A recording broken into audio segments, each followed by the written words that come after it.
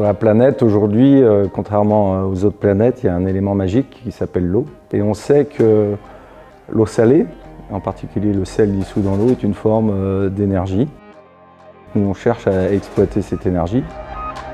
L'eau douce et l'eau salée vont être mélangées pour libérer l'énergie osmotique. C'est très doux comme énergie, c'est simplement des flux d'eau qui passent doucement dans le système et qui retournent dans leur milieu naturel.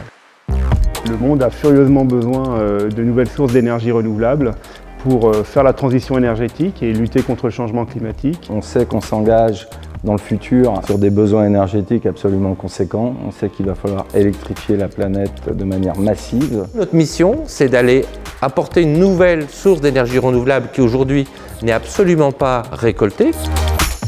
L'énergie osmotique, on trouve dans tous les deltas, dans tous les estuaires de la planète. Et un graal des énergies renouvelables. On peut produire de l'énergie 24 heures sur 24, ce que ne peuvent pas faire d'autres formes d'énergie, comme le solaire, comme l'éolien. On s'appuie sur une technologie qui utilise des matériaux propres qu'on peut trouver localement. C'est pas bruyant, ça ne dégage pas de fumée, c'est pas de la grosse mécanique lourde. Et donc à ce titre-là, on pense qu'on coche toutes les cases pour être la future génération des énergies renouvelables. On ne l'a pas inventé, cette énergie. Ça fait 75 ans que les chercheurs, les industriels cherchent un moyen de l'exploiter. Et c'est grâce à la recherche française, la recherche académique française, et grâce à la maturité des nanotechnologies, qu'on a pu mettre au point une nouvelle technologie. Tout est parti de la publication d'un article du professeur Lidéric Bocquet, qui dirige un laboratoire de recherche fondamentale en nanofluidique à l'École normale supérieure de Paris et CNRS. Il déclarait « Les puissances qu'on pourra obtenir en énergie osmotique sont d'un tout ordre de grandeur ». Toutes les technologies sur lesquelles on travaille depuis des décennies sont basées sur des membranes, le long desquelles on fait passer de l'eau douce et de l'eau salée, et à travers ces membranes, on génère des courants. La nouveauté, c'est qu'on a mis au point chez Switch des nouvelles membranes avec des pores à l'échelle nanométrique. La technologie, on l'a baptisée iNOD. Ionic Nano Osmotic Diffusion. Plutôt que d'avoir une membrane solide avec des réactions chimiques extrêmement lentes, on a des pores très larges par rapport aux espèces chimiques et vont permettre, par une sélectivité dans l'ensemble du pore, de faire circuler des ions extrêmement rapidement.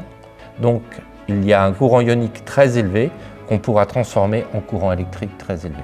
On parle de dizaines de watts, 20 watts, 30 watts par mètre carré. C'est une énergie, grâce à nos systèmes, qu'on va pouvoir capter et utiliser de façon concentrée, sans prendre trop de place, sans impacter les paysages. On voit bien aujourd'hui qu'il y a de nombreux débats sur la place que prennent dans les paysages les énergies renouvelables.